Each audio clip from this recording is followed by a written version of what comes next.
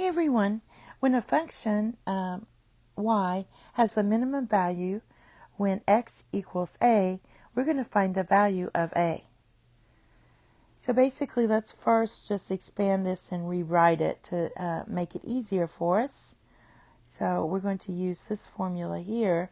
Your perfect square trinomial has a minus in it, so that's going to equal, and I'm going to write this as 2 to the power of x squared minus 2ab, so that's going to be 2 times 2 to the power of x plus 1, and then we're going to have plus, that's this part, then we're going to have plus 2 to the power of negative x squared minus 2 times 2 to the power of negative x plus 1.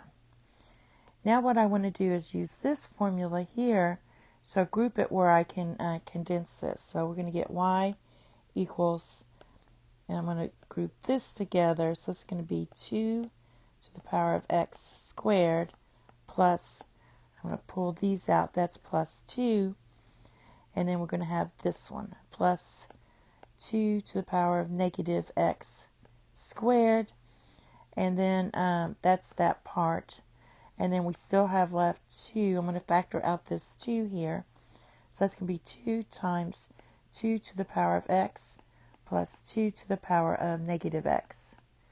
Now I can condense this and write it as, let's see, make sure, let's see, 2 to the power of x plus 2 to the power of negative x squared. Then we have minus 2 times 2 to the power of x plus 2 to the power of negative x. Now, what's nice here is I can let this x equal this. These are the same. So I'm going to let x, big X, equal 2 to the little x plus 2 to the power of negative x.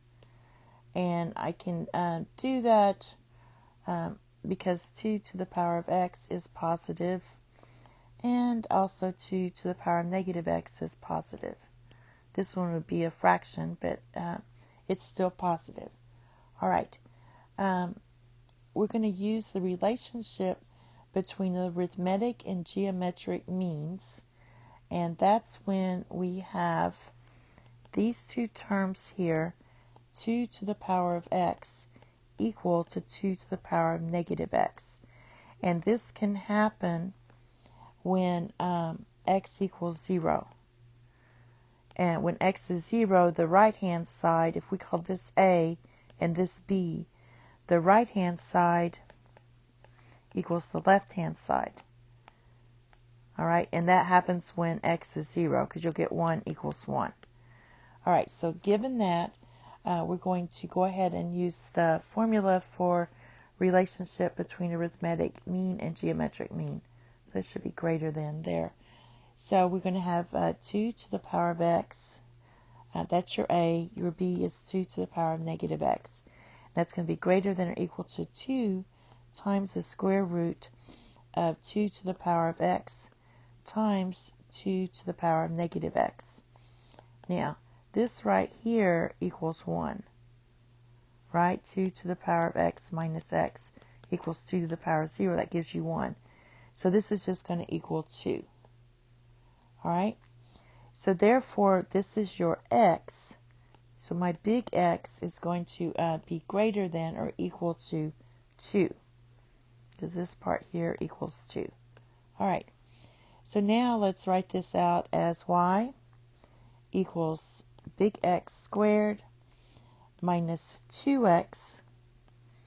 Remember, that's what we had before. We had, let me write it out real quick, 2 to the power of x plus 2 to the power of negative x squared minus 2 and the same thing. All right, and remember this was our x. So that's all I'm writing here. This is x squared minus 2x. All right, and if I complete the square here, I'm going to get y equals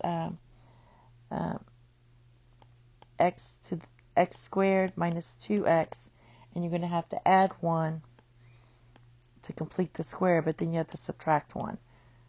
All right, so this is going to be x, big X, minus 1 squared, minus 1.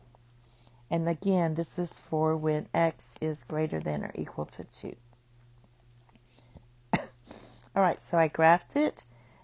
This is your vertex, which happens at 1, comma, negative 1, right here. We have a minimum value when we're looking at 2. When x is 2, then our minimum value is 0.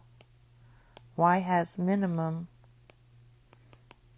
at 0,